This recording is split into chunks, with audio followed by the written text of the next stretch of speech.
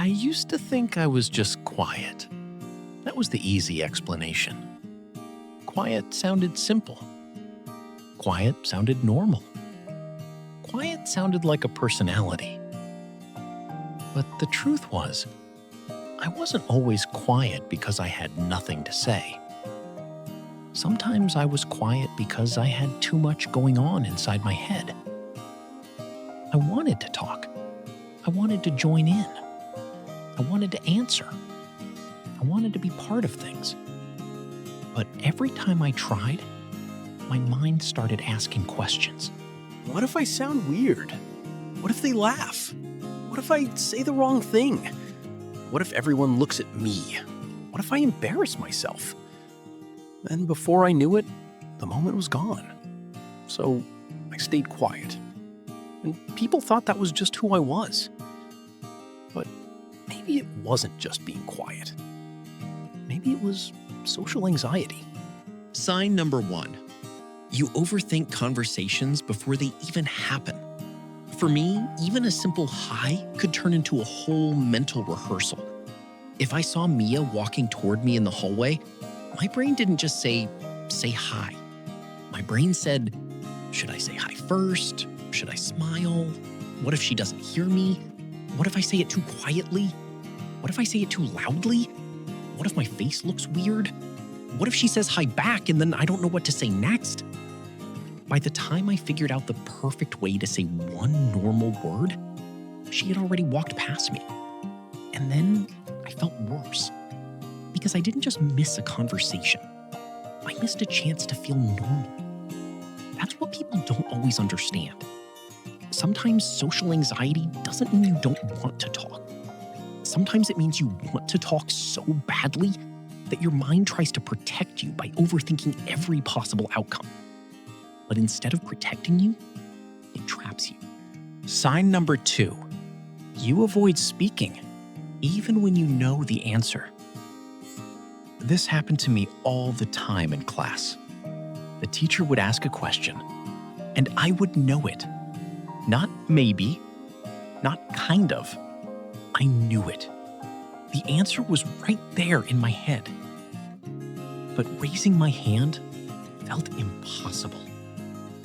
Because the moment my hand moved even a little, my brain started again. What if I'm wrong? What if my voice shakes? What if someone else says it better? What if everyone turns around?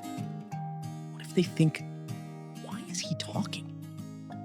So I stayed still. I watched someone else raise their hand. I listened to them say the same answer I had in my head. And then the teacher would say, exactly. And I would feel this strange mix of relief and disappointment. Relief because I didn't have to speak. Disappointment because I knew I could have. That is one of the hardest parts. You don't just feel afraid. You also feel frustrated with yourself for being afraid. Sign number 3. You replay everything after it happens. Most people think a conversation ends when people stop talking. But for me, that was when the second conversation started. The one in my head. If I said something in class, I replayed it. If someone laughed nearby, I replayed it. If someone looked at me for half a second, I replayed it. I would think, did I say that weird? Was my voice too quiet? Did I interrupt? Did they think I was awkward? Why did I smile like that? Why did I say yeah twice? Why didn't I just act normal? And the worst part was, I could replay a moment for hours, even if everyone else forgot it in seconds. Sometimes I wasn't afraid of the conversation itself. I was afraid of what my brain would do with it afterward. Sign number 4. Your body reacts before you can control it. This was the part that embarrassed me the most. Because even when I tried to act calm, my body didn't always listen. My heart would start beating fast, my hands would feel cold, my face would get warm, my stomach would twist. Sometimes my voice came out smaller than I wanted. Sometimes my mind went blank. And then I would get anxious about looking anxious. What if they notice? What if my voice shakes? What if they can tell my hands are trembling? What if they think I'm weird? It became a loop. I felt anxious. Then I felt anxious about people seeing that I was anxious. And suddenly, even a small moment felt huge. That's why people saying, just relax, doesn't always help.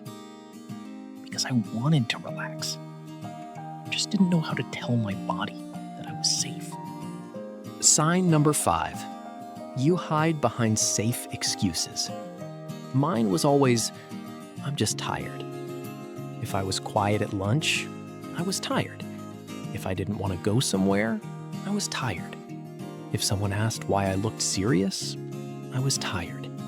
If I left a conversation early, I was tired. It was easier than saying, I'm overthinking everything right now. It was easier than saying, I want to be here, but I don't know how to act normal. It was easier than saying, I'm scared that if I talk too much, I'll mess up. The truth is, sometimes I wasn't tired from school. I was tired from pretending I was okay. Pretending takes energy. Smiling takes energy. Acting calm takes energy. Trying to look normal when your mind is panicking takes energy. Sign number 6. You want connection, but fear rejection. This is the sign I wish more people understood. Social anxiety didn't mean I wanted to be alone all the time. I didn't. I wanted friends. I wanted conversations. I wanted to laugh without thinking about my laugh. I wanted to say something without checking every word first. I wanted to walk up to a group and feel like I belonged. But wanting connection and feeling safe enough to reach for it are not the same thing. Sometimes I would sit near people I wanted to talk to and still say nothing. Sometimes I would wait for the perfect moment to join in, but the perfect moment never came. Sometimes I would hope someone invited me because inviting myself felt too risky. And if nobody did, I told myself they didn't want me there. Even though maybe they just didn't know I wanted to be included. If any of this sounds like you, I want you to know something. You are not broken. You are not weird for feeling nervous. You are not weak because simple things feel hard. And you are not alone.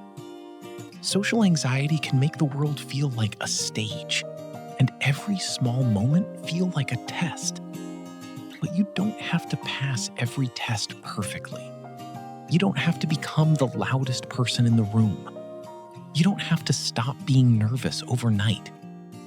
Sometimes progress is smaller than that. Sometimes progress is saying one word, raising your hand halfway, answering even when your voice shakes, sitting with someone new, admitting, I'm anxious, instead of pretending you're just tired. I'm still learning that. I still overthink. I still get nervous. I still have moments where I want to disappear. But now I'm starting to understand something.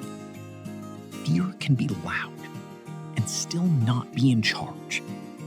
My voice can shake and still deserve to be heard. I can feel anxious and still belong. So if growing up feels weird, messy, awkward, and too much sometimes, maybe that doesn't mean you're doing it wrong.